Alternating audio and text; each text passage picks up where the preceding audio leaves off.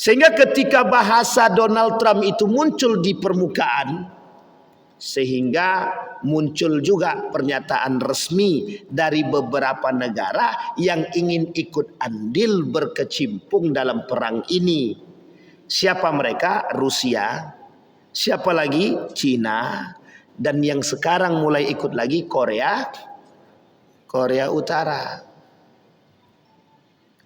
Korea Utara punya punya nuklir, punya.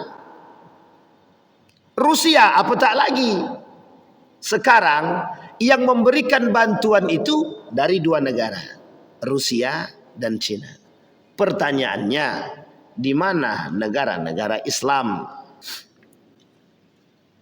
Assalamualaikum warahmatullahi wabarakatuh.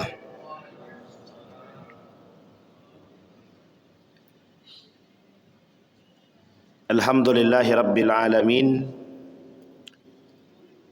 Alhamdulillahillazi arsala rasulahu bil huda wa dinil haq liyudhhirahu 'ala ad-dini kullih wa kafa billahi shahida. Ashhadu an la ilaha illallah wahdahu la syarika lah wa ashhadu anna Muhammadan abduhu wa rasuluh la nabiyya ba'd. Allahumma salli ala Muhammad wa ala ali Muhammad fil alamin innaka Hamidum Majid. Ya ayuhan nasu taqu rabbakumul ladzi khalaqakum min nafsin wahidah wa khalaqa minha zawjaha wa batha minhuma rijalan katsiran wa nisaa'a wattaqullaha alladzi tasaaluna bihi wal arham innallaha kana 'alaikum raqiba. Wa qala Allah ta'ala ya ayyuhalladzina amanu taqullaha wa qulu qawlan sadida yuslih lakum a'malakum wa yaghfir lakum dhunubakum wa man yuti'illaha wa rasulahu faqad faza fawzan 'azima. Puji syukur kehadirat Allah dengan mengucapkan alhamdulillahirabbil alamin. Bersalawat kepada Nabi dengan mengucapkan Allahumma salli ala Muhammad wa ala ali Muhammad fil alamin innaka Hamidum Majid. Bapak Ibu sekalian yang berbahagia, mudah-mudahan di subuh hari ini Allah limpahkan rahmat dan karunia-Nya kepada kita semua. Allah jadikan kita orang-orang yang selalu bersyukur akan segala nikmat-Nya. Allah jadikan rumah tangga yang sakinah, mawaddah, warahmah. Allah kemudian dekatkan kita kepada Allah. Dan insya Allah kita semua yang hadir husnul khatimah. Untuk orang tua kita yang telah mendahului kita, Allah tempatkan di tempat terbaik di sisinya. Allah terima amal ibadahnya. Allah kumpulkan bersama orang-orang yang saleh. Dan untuk orang tua kita yang masih hidup, Allah sehatkan, Allah kuatkan, Allah limpahkan rezeki dan istiqamah dalam kebaikan dan ketaatan kepadanya. Amin ya rabbal alamin. Baik Bapak Ibu sekalian yang berbahagia, di subuh hari ini saya ingin bacakan satu pernyataan dari seorang pengamat politik. Pengamat politik, lebih tepatnya penasehat politik daripada Erdogan, Dr. Omar Gormes. Namanya agak-agak susah sedikit. Ini kok timnya sempurna ini. Baik, apa kata Dr. Omar Gomez, penasehat politik daripada Erdogan? Kita perlu melindungi Iran dari ancaman Barat dan melindungi diri kita sendiri dari pengaruh Iran. Nah, ini pentingnya Pak. Kalau ini agak-agak sensitif juga sebenarnya, tapi ya udahlah, tak apa-apa. Di dalam muatan yang lain, Dr. Fahmi Salim merangkum dalam tulisan beliau. Yahudi versus Syiah. Tapi di bawah dia, beliau tulis Israel versus Iran. Kita lihat, Israel menjajah Palestina saja, membunuh 136.000 orang Palestina sejak tahun 1948. 1948 itu awal mula ketetapan negara Israel oleh PBB. 1947 akhir. Ya bisa dikatakan 1948 lah awal mula berdiri sejarah negara Israel. Jumlah pengungsi 2,5 juta orang Palestina. Tapi sekarang kita lihat ke sebelahnya, itu kan Israel. Di dalam Israel itu, di dalam benderanya ada garis atas, garis bawah. Sungai Nil, Sungai Dokhbah. Di tengah-tengah ada bintang.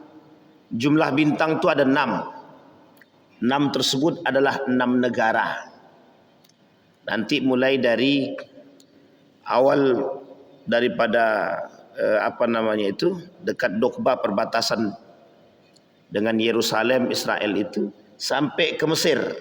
Jadi itu harus menjadi daerah kekuasaan mereka. Itu inti daripada lambang bendera Israel. Kemudian kita lihat ke samping. Yang di samping ini Iran. Jangan kaget. Iran menjajah yang pertama Irak, yang kedua Suriah, yang ketiga Lebanon, yang keempat Yaman. Ini semua negara Islam. Irak, Suriah, Lebanon, Yaman, 4. Membunuh 70.000 orang Irak, 500.000 orang Suriah, 30.000 orang Lebanon, 25.000 orang Yaman. Jumlah pengungsi 3 juta orang Irak, 13 juta orang Suriah, 0,5 juta orang Lebanon, 2,5 juta orang Yaman. Sampai di sini bisa dipahami Bapak Ibu.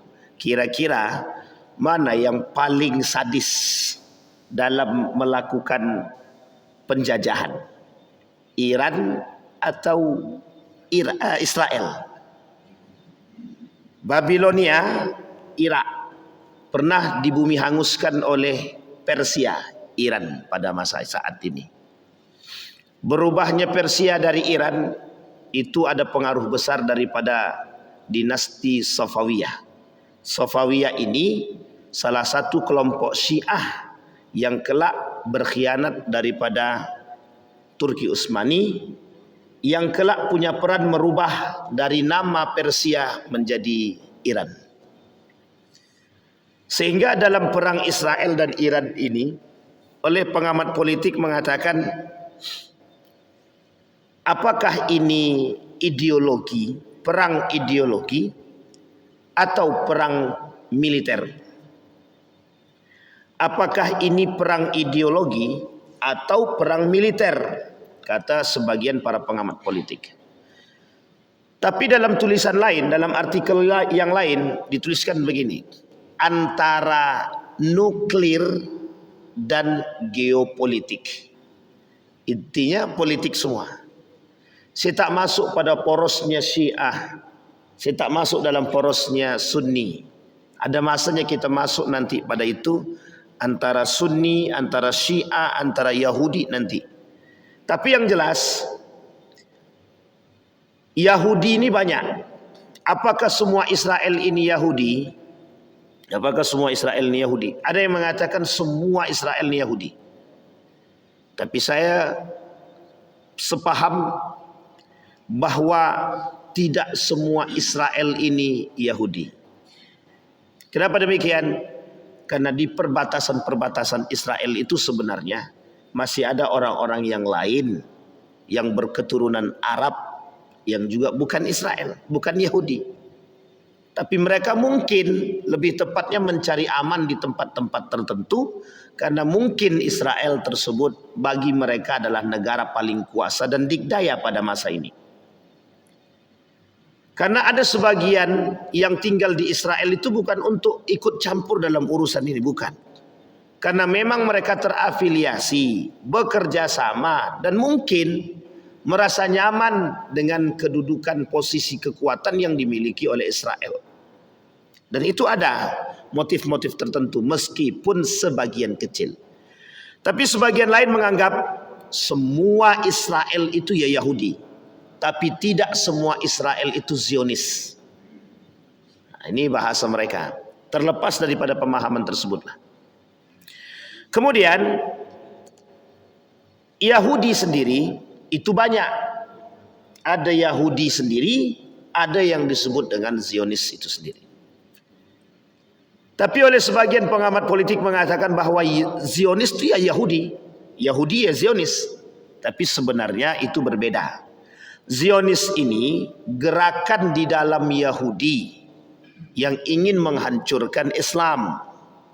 Dan tujuan akhirnya dunia. Dunia kemudian tujuannya adalah Islam. Itu yang disebut dengan Zionis. Zionisme ini memang dibangun oleh Theodor Herzl dalam aluran politik ketika ingin mengambil sebidang tanah di Palestina. Karena ditolak oleh Sultan Abdul Hamid II, dia bangunlah komunikasi politik terhadap seluruh penguasa-penguasa yang memiliki dana pada masa itu dari kalangan-kalangan konglomerat Yahudi yang ada di berbagai macam negara. Termasuklah negara-negara tersebut ada Amerika, Perancis, Inggris, Jerman, semua dikumpulkanlah oleh Theodor Herzl melalui jaringan-jaringan yang dia miliki dan semua ini adalah konglomerat. Termasuklah salah satunya konglomerat negara Jerman yang pada masa itu memang berdarah Yahudi. Sehingga para konglomerat-konglomerat ini berkumpul memiliki satu tujuan dan satu visi dan misi, yaitu ingin membangun yang disebut dengan Yahudi State, negara Yahudi. Sampai di sini bisa dipahami Bapak Ibu ya. Ini negara Yahudi. Negara Yahudi agamanya nanti bukan Yahudi lagi, tapi agamanya akan berubah menjadi Abrahamic religion. Agama Abraham atau agama Ibrahim yang menaungi semua agama di bawah satu agama. Satu agama itu Ibrahim yang menaungi semua agama, termasuk Islam, termasuk Buddha, Hindu dan lain sebagainya, Majusi, Nasrani dan lain sebagainya. Mereka ingin jadikan satu dan menjadi pusat perhatiannya adalah agama Ibrahim. Yahudi itu memang agama, tapi tidak pada masa Nabi Ibrahim, tidak pada masa Nabi Ishak, tidak pada masa Nabi Yakub, tidak pada masa Nabi Yusuf dan seterusnya. Tidak. Yahudi berubah menjadi nama itu setelah Nabi Yusuf, kemudian setelah Yahuza, lebih tepatnya pada masa cicit daripada Yahuza. Nah, ini poin penting untuk dalam sejarah yang harus kita pahami dulu. Karena di sini poinnya berbeda. Nah, di sini sudah dipahami ya Bapak Ibu ya. Di sini poinnya Bapak Ibu. Maka Yahudi ini oleh Theodor Herzl tadi dikumpulkan, dibentuklah gerakan untuk merebut kekuasaan tadi, untuk menghancurkan dunia dan menguasai dunia, disebutlah gerakan Zionis. Nah, ini tujuannya untuk memang mencaplok tanah Palestina itu. Zionis ini cuma tujuannya pada awalnya cuma itu. Mengambil tempat di Palestina agar bisa terbentuk negara Yahudi. Setelah itu baru mereka kuasai dunia secara utuh. Nah, sekarang pertanyaannya adalah, apakah semua Israel itu Yahudi? Apakah semua Yahudi itu Israel? Semua. Kalau kita merujuk pada pemahaman yang kedua tadi, bahwa semua Israel itu Yahudi, tapi tidak semua Yahudi itu Israel. Karena banyak orang-orang Yahudi, mayoritas orang-orang Eropa itu hampir setengah penduduk Eropa itu sekarang Yahudi. Hampir setengah daripada penduduk Eropa itu semuanya Yahudi. Tapi bukan Israel, bukan Israel. Karena Yahudi ini banyak. Ada Yahudi di Persia, Iran, Yahudi Isfahan, ada Yahudi Khazar, ada Yahudi di Persia, ada Yahudi di Jerman, ada Yahudi di Belanda, ada Yahudi di Inggris, di Prancis dan lain sebagainya. Tapi tidak di Israel. Dalam gerakan Zionis ini, semua orang-orang Yahudi nanti dimanapun mereka berada akan kembali ke Israel. Itu tujuannya. Maka dibangun dulu semenanjung negara Yahudi ini agar bisa menampung orang-orang Yahudi yang ada di muka bumi ini untuk kembali balik ke asal mereka, yaitu tanah Palestina atau Yerusalem. Nah, sampai di sini sudah paham ya Bapak Ibu ya. Jadi tujuannya Theodor Herzl tadi mengambil Palestina itu tujuannya apa? Politika, ideologikah? Dari ideologi melalui tangan politik. Dari ideologi melalui tangan politik. Karena tanpa politik ideologi Yahudi tak akan pernah tersebar. Tanpa politik ideologi Abraham tidak akan tersebar. Maka butuh strategi untuk bisa menguasai dunia dalam menjalankan misi untuk menyebarkan paham ideologi Yahudi. Sampai di sini bisa dipahami? Nah, ini gaya berpikirnya begitu dulu. Ini yang disebut dengan skema berpikirnya Pak. Sekarang kita tengok di negara versusnya tadi, Iran. Iran ini, kita baca lagi tulisan apa kata Dr. Fahmi Salim. Antara Israel dan Iran, kedua-duanya adalah sama-sama musuh Islam. Sekarang pertanyaannya, mana di antara dua musuh ini yang paling kecil pengaruhnya, permusuhannya kepada kita? Kalau Israel jelas musuh kita Pak, itu jelas banget. Kafir iya, Muslim tidak. Tapi satu sisi ada kemunafikan, ada pengkhianatan yang pernah dilakukan oleh Iran. Karena yang pernah dilakukan oleh Iran, pembunuhan terhadap kelompok-kelompok Sunni. Pertanyaannya, Sunni ini sudah berbau ideologi, Syiah juga sudah berbau ideologi. Karena paham Syiah di Iran itu berubah ketika datang dinasti Safawiyah. Dulu Iran ini Sunni, dominasi terbesar pada masanya Iran ini Sunni. Datang dinasti Safawiyah merubah semuanya. Hampir semua orang-orang yang ada di Iran itu pada saat itu memberontak terhadap kekuasaan dinasti Safawiyah. Pertanyaannya, siapa yang memberontak? Yang memberontak orang-orang Sunni. Mengapa mereka memberontak? Karena dinasti Safawiyah mewajibkan kepada semua penduduk Iran untuk menganut mazhab resmi negara. Apa mazhab resmi negara ketika itu? Syiah. Sampai di sini bisa dipahami. Dia memisahkan antara politik dengan ideologi agak sulit. Tapi kalau kita tengok jalur tengahnya semuanya dapat. Karena memang di situ permainannya. Sekarang kita lihat. Muncul tulisan konflik Iran dan Israel. Ditulislah oleh salah seorang pengamat politik. Apa kata beliau? Antara nuklir dan geopolitik. Sekarang kita lihat dulu nuklirnya. Ada berapa jumlah negara yang memiliki nuklir di muka bumi ini? Dari sekian banyak negara, satu negara yang tidak terdaftar. Namanya Iran. Itu tak terdaftar.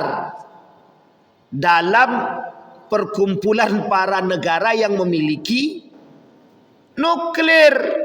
Iran tidak terdaftar. Itu dipersoalkan. Mengapa? Disinilah oleh sekian para pengamat politik dari golongan orang-orang nuklir itu mengatakan Iran itu memiliki nuklir ilegal. Pertanyaannya adalah, apakah Iran memiliki masalah dengan pandangan para pengamat politik tersebut atau para pandangan negara-negara tersebut? Tidak. Tidak. Bagi Iran biasa aja. Karena sesungguhnya Iran punya dua strategi politik yang harus kita pahami. Satu geopolitik, yang kedua proxy war. Yang satu perang geopolitik, yang satunya lagi perang menggunakan tangan orang lain. Maksudnya perang menggunakan tangan orang lain itu bagaimana? Tidak ikut campur, tahu-taunya dia mendapatkan untung. Nah, itulah paling penting bahasanya sebenarnya. Yang berkelahi siapa, yang untung siapa. Sampai di sini bisa dipahami ya Bapak Ibu ya. Baik. Sekarang kita lihat lagi. Ini antara nuklir atau geopolitik, atau antara nuklir dan geopolitik. Kapan terjadi perang antara Israel dan Iran? Ketika Iran diserang. Baru kemudian Iran menyerang.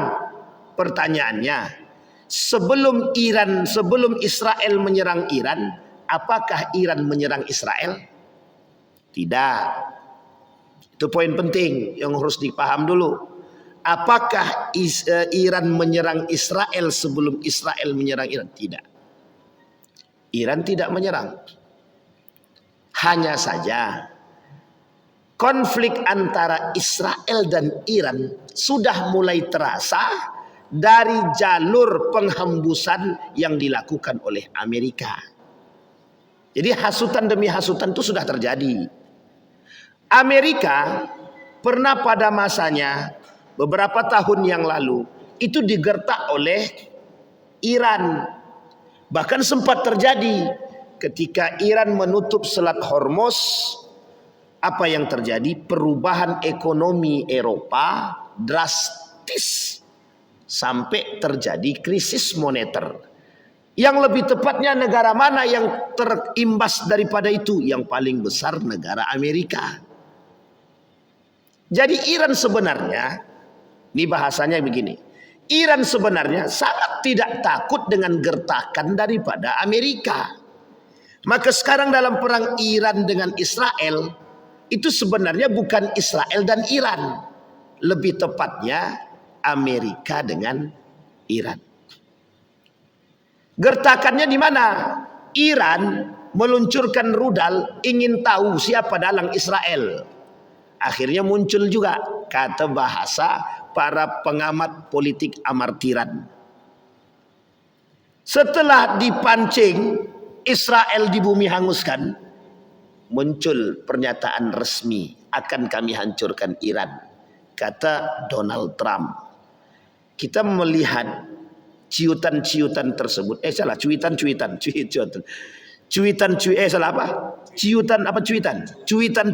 itu daripada resmi dari setiap negara, baik Israelnya, baik Irannya, baik Amerikanya. Sehingga ketika bahasa Donald Trump itu muncul di permukaan, sehingga muncul juga pernyataan resmi dari beberapa negara yang ingin ikut andil berkecimpung dalam perang ini. Siapa mereka? Rusia. Siapa lagi? Cina. Dan yang sekarang mulai ikut lagi Korea Utara. Korea Utara punya punya nuklir, punya. Rusia apatah lagi. Sekarang yang memberikan bantuan itu dari dua negara, Rusia dan Cina. Pertanyaannya, di mana negara-negara Islam? Ada satu pernyataan yang keluar dari Muhammad bin Salman. Dia menghubungi Iran dan mengatakan teruslah mewakili kami. Tapi betul apa tidak wallahu alam. Tapi pernyataan ini banyak sekali disambut baik. Bahasanya apa? Negara-negara Islam tidak berani unjuk gigi, tapi mereka kemudian mengatakan terima kasih telah mewakili kami dan lanjutkan. Pertanyaannya adalah apakah kita negara Islam itu mau membantu? Itu pertanyaan besar. Karena sebelum perang tersebut Donald Trump sudah berkeliling. Dia keliling-keliling negara Arab, Saudi Arabia, Mesir, Dubai, Qatar, Kuwait, sudah dikelilingi. Apa alasan beliau mengelilingi itu? Otomatis diplomasi dan investasi. Ini poin pentingnya di situ. Termasuk salah satunya Mesir ketika itu yang ikut, bahasa lainnya tunduk, bukan tunduk sebenarnya, membangun komunikasi dan diplomasi bersama dengan Donald Trump yang mewakili Amerika. Nah, sampai di sini sudah dipahami Bapak Ibu ya. Artinya Donald Trump bilang begini, kalau bahasa isyaratnya, kami butuh tenaga dan butuh duit dalam perang dunia ketiga ini. Kalian mau dukung kami apa tidak? Itulah bahasanya. Bahasa kasarnya begitu. Karena sudah tampak di mana letak kelemahannya. Dia kelemahannya di mana? Ketika Palestina dibombardir oleh Israel, di situ letak kelemahan daripada Amerika. Saya ulangi sekali lagi Bapak Ibu. Ancaman berat bagi mereka. Karena apa yang dinukil? Ada unsur religiusnya, ada unsur ideologinya, ada. Yang itu ditakuti oleh semua negara Eropa yang memusuhi Islam dari sananya Pak sampai hari ini. Maka kalau kita merujuk kepada karakter Israel, Bani Israel, kita tidak Israelnya dulu tapi Bani Israel, itu penakut. Memang dari sananya Pak. Israel itu, Bani Israel itu penakut. 2 kali disebutkan dalam Al-Quran ketakutan mereka itu. Pada masa Nabi Musa lebih tepat yang secara terang benderang itu. Musa, kau masuk aja dalam goa itu dulu. Bertemu kau dengan Tuhan lu. Kalau setelah selamat kau nanti baru kasih tahu kami. Coba jadi pahlawan di belakang. Coba bayangkan. Itu diabadikan dalam Al-Quran. Sekarang kita lihat, betul tidak rasa ketakutan mereka itu nampak? Nampak. Ketika Israel dibombardir oleh Iran dalam jalur ketika terjadi rudal-rudal itu, coba lihat. Cuma beberapa kali sudah keluar di media, meskipun setelahnya mereka tutup. Apa yang mereka lakukan? Minta tolong kepada Iran, stop. Kata Israel, tolonglah stop. Sampai kabur Netanyahu itu. Apa namanya? Ya Netanyahu. Terserah kalian lah. Kabur Pak, sampai kabur itu. Dan pertanyaannya, ada ndak Bapak Ibu temukan video resmi atau video mereka yang memelas kasihan itu? Ndak ada. Ketika video itu mulai tersebar, semua berita-berita dan video itu langsung di-cut. Untungnya ada beberapa di antara para wartawan itu sempat mendownload atau mengambil video tersebut dan tidak diretas. Itulah sebagian cuplikan video yang tersebar. Sampai itu bahkan mereka melakukan bendera setengah tiang. Saking ketakutannya Pak. Padahal itu baru beberapa hari. Belum sampai 1 bulan. Pertanyaannya bagaimana dengan Palestina? 1948 sampai hari ini. Berapa tahun Pak? Berapa tahun hitung? Itu sendirilah. 1948 mereka menguasai Palestina sampai hari ini. Coba bayangkan. Baru 12 hari, lebih tepatnya 2 pekan, sudah kotar-katir Pak Israel Pak. Hanya satu negara. Tambah kemudian di belakang itu muncul 2 negara, Iran dan Turki, ikut membombardir Israel. Maka Nabi tak salah Pak, perkataan Nabi dalam hadis itu tak salah itu. Kata Nabi, kelak akan muncul 3 kekuatan Islam, 1 Irak, 2 Yaman, yang ketiga Palestina atau Syam. Kekuatan pertama Irak, ini didominasi para pengkhianat. Kalau kita rujuk kepada Irak, itu pengkhianat semua isinya dulu Pak, dari dulu ya. Dulu masa khianat kepada Ali bin Abi Thalib, masa khianat kepada Al Hasan, masa khianat kepada Al Husain, dan masa berkhianat pada masa Daulah Abbasiyah. Daulah Abbasiyah itu di mana tempatnya? Di situ juga. Nah, sampai di sini bisa dipahami Pak ya. Kata para ulama dalam pemahaman hadis tersebut, jangan kesampingkan itu Irak, tidak terlalu penting karena banyak para pengkhianat lahir dari situ.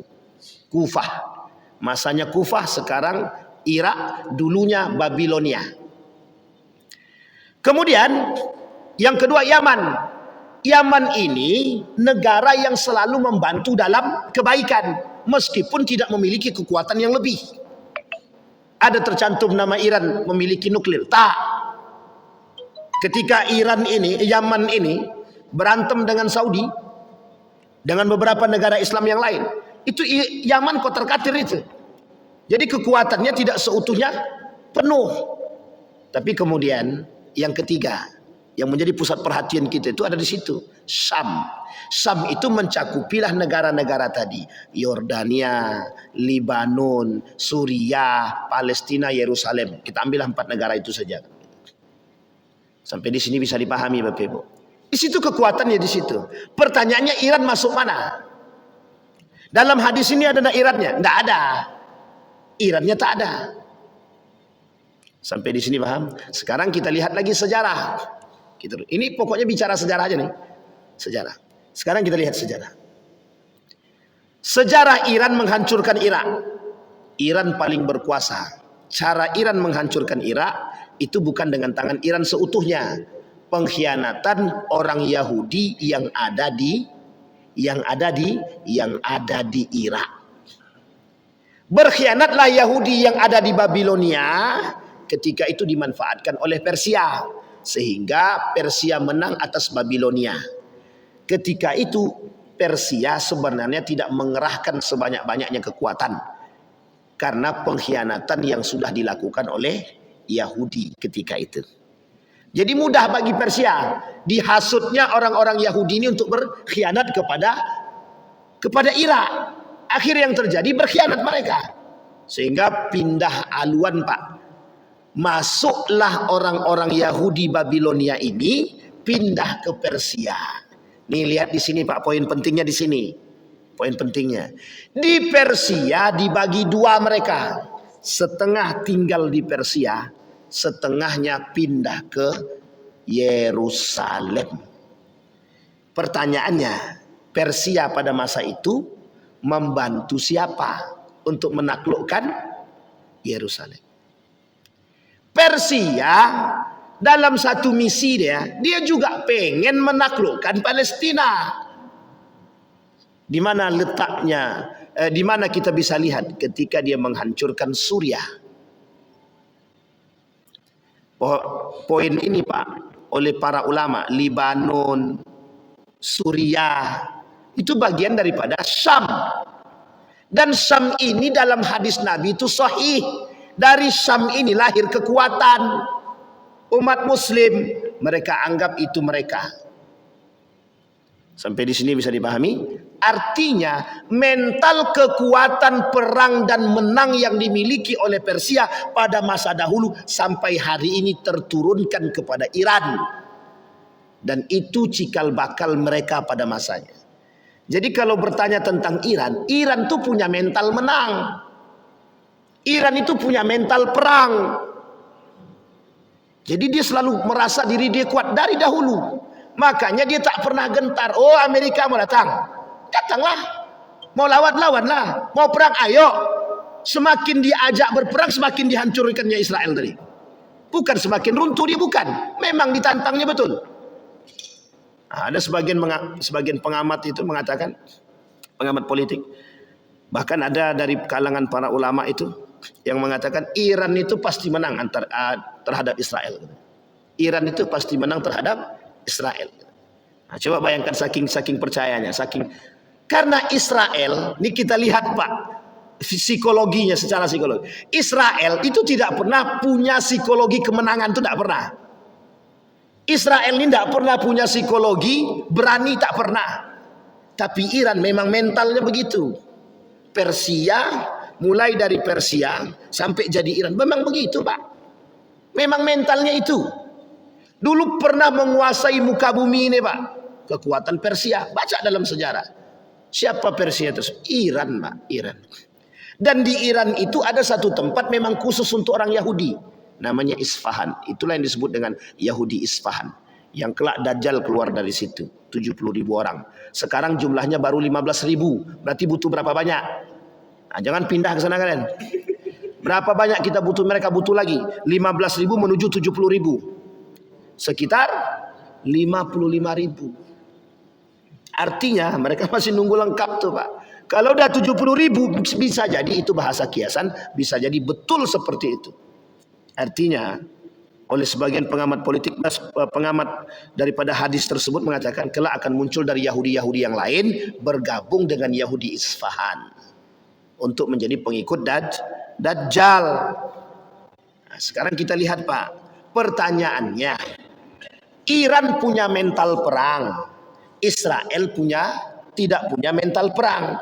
Israel psikologi penakutnya ada, Iran psikologi pemberaninya ada. Kira-kira dalam jalur frame seperti ini, kira-kira mungkin tidak Iran untuk takluk kepada Israel?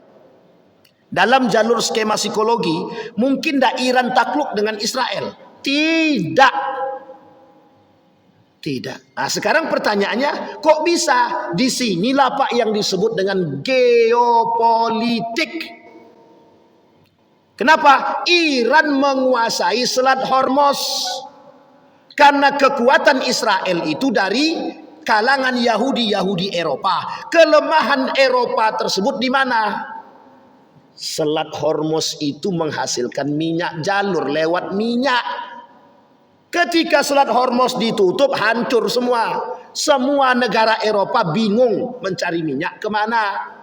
Sampai di sini paham. Makanya kalau ditantang perang kami tutup, selesai. Terjadi Pak, Amerika pernah marah kepada Iran, ditutupnya Selat Hormuz. Apa yang terjadi? 1 bulan lebih lamanya krisis moneter di Amerika. Itu gara-gara kata Iran, kalian masih ngajak berantem. Sehingga terbangunlah komunikasi. Termasuklah ketika itu Saudi Arabia juga ikut. Sekarang kan sudah boleh tuh orang-orang Iran masuk ke Mekah dan Madinah. Dulu banyak kasusnya Pak. Besok kita bahas persoalan Sunni Syiah ini di Masjid Mukminin besok, hari Selasa. Ini baru dalam Iran dan Israelnya, dalam kancah politik mereka. Itu yang pertama. Ini yang disebut dengan permainan Iran dalam kaca geopolitiknya. Apa maksudnya? Iran sudah pernah menguasai negara-negara yang berada di sekitar Syam. Artinya sangat mungkin bagi Iran untuk kemudian membangun dan memulihkan komunikasi mereka dengan penduduk-penduduk ini. Baik Yordania, baik Libanon, baik Suriah. Kalau ini terbangun dengan baik, mudah bagi Iran untuk menghancurkan Israel. Sangat mudik sekali Pak. Maka sebagian politik mengatakan, kami cuma bermain dengan Israel. Kami pengen tahu dalang Israel ini siapa. Kalau kita lihat Pak, secara penguasaan penjajahan Iran dengan Israel, jauh Pak. Kalau kita lihat mental, jauh Pak. Kalau kita lihat kekuatan, jauh Pak. Memang yang punya kekuatan, Israel tidak punya kekuatan Pak. Kalau bukan sokongan dana dari kelompok-kelompok Yahudi, Israel tidak bisa bertahan Pak. Bahkan seorang konglomerat Rockefeller Yahudi, dialah yang mendanai semua baliknya satu kapal penuh. Bukan satu kapal ya, beberapa kapal itu. Orang-orang Yahudi Eropa balik ke Israel itu Pak. Pada tahun 1850 1950-an. Setelah mereka punya negara Israel diakui oleh PBB yang ditolak oleh semua negara-negara Islam. Nah, coba bayangkan tuh. Itu ada seorang donatur besar, Rockefeller itu, dan dinasti-dinasti Yahudi yang lain mendanai pulangnya semua orang-orang Yahudi pada masa itu 1950-an itu ke Israel. Hanya untuk apa? Memperluas tempatan mereka. Coba bayangkan Pak. Bisa Bapak bayangkan cara mereka menguasainya kan? Kemudian disinilah Bapak Ibu, ketika ada bahasa, ini minta maaf ya, kata Israel, Iran maafkan kami tahu kami salah. Itu memang sudah karakternya Bani Israel. Musa, tolong mintakan ampunkan kami kepada Tuhanmu. Sudah diampunkan, berkhianat juga. Nah, coba bayangkan, kurang apa? Itu Bani Israel Pak, bukan Israel sekarang. Israel sekarang lebih parah daripada Bani Israel yang dahulu. Bani Israel dahulu beriman dia kepada Allah, sekarang tak mau dia beriman. Minta maaf kali dia, Iran stop, tetap juga dia tidak masuk Islam kan? Tapi dia tetap kafir Pak, tetap kafir. Apa kata Iran? Kalian baru sebentar, Palestina udah lama, entar dulu. Kalau bahasa kita ya entar dulu, nikmati aja itu. Mengapa Iran kemudian tidak memiliki rasa kemanusiaan? Kalau kita tengok jalur kemanusiaannya, kata Iran, Palestina, Gaza, kami bersama mereka. Berapa lama? Ratusan tahun, 100 tahun lebih merasakan yang dilakukan oleh Israel. Kemudian dijawab, kata Israel, kami minta maaf, kami tahu kami salah, kasihan anak-anak ini. Kata Iran, belum, ntar. Dikasih Pak, dikasih pertama, kedua, ketiga, sampai ke-8 kali. Dan itu setiap dia berbicara besok terjadi, bentar lagi terjadi. Hanya jarak 2 menit, 3 menit. Coba bayangkan gertakannya. Pertanyaannya adalah, betulkah Iran betul-betul ingin menghancurkan itu? Iran pengen tahu siapa dalangnya. Kata bahasa pengamat politik. Sekarang kita lihat Pak, betulkah perang Iran dengan perang Israel ini adalah murni ideologi, tidak seutuhnya ideologi. Nah, sekarang kita lihat jalur ini Pak. Yang dimaksud dalam perang ini oleh para pengamat politik, sesungguhnya Iran punya masa lalu yang sangat cemerlang. Iran punya masa lalu yang sangat baik dalam urusan perperangan dan pernah menguasai dunia dalam kancah Persia ketika nama dia Persia. Sekarang Iran juga ingin melakukan hal yang serupa. Artinya apa? Iran punya kekuatan militer. Inilah yang disebut dengan perang kekuasaan. Iran pengen berkuasa. Kalau Iran berkuasa di muka bumi ini, untuk menyebarkan paham Syiah itu mudah sangat. Sangat mudah. Uang belum menjadi penguasa dunia saja sudah banyak yang Syiah. Sampai ke Indonesia malah. Nggak usah ke Indonesia, sampai ke Riau. Yang sampai sekarang pelangnya belum copot-copot itu. Nah, itu ada di Syiah itu kan kalau nggak salah. Nah, coba bayangkan Pak. Artinya sebenarnya yang ingin dikuasai oleh Iran itu apa? Iran ingin menguasai dunia. Iran ingin memegang dunia. Karena kami punya masa lalu yang sama. Kami punya masa lalu bahwa kami ini seorang pemenang. Sampai di sini bisa dipahami. Sekarang pertanyaannya, apa yang membuat Iran begitu merasa ingin menguasai? Karena Iran bisa tahu bagaimana cara menaklukkan negara-negara adikuasa hari ini. Di mana lewat jalurnya? Cuma jalur minyak. Karena satu-satunya jalur yang sehari ini memang diharapkan yang memang betul-betul dipegang oleh ke orang-orang Eropa. Maka ketika Donald Trump mengancam Iran, apa jawaban beberapa negara Eropa yang lain? Jangan sampai kami ikut. Jangan sampai kami ikut. Maksudnya apa? Jangan gara-gara Amerika kami kena imbas. Mesti Pak, mesti. Nah, di sini poin penting Pak. Kalau sempat itu terjadi, maka bisa dipastikan Iran akan mengambil tindakan itu. Tapi Iran belum mengancam tindakan itu. Belum. Kenapa belum? Karena perang belum berakhir. Karena perang belum sampai pada puncaknya. Yang baru ikut membantu baru satu negara. Masa Amerika sendiri? Belum yang lain. Coba bayangkan. Sampai segitukah mereka serius?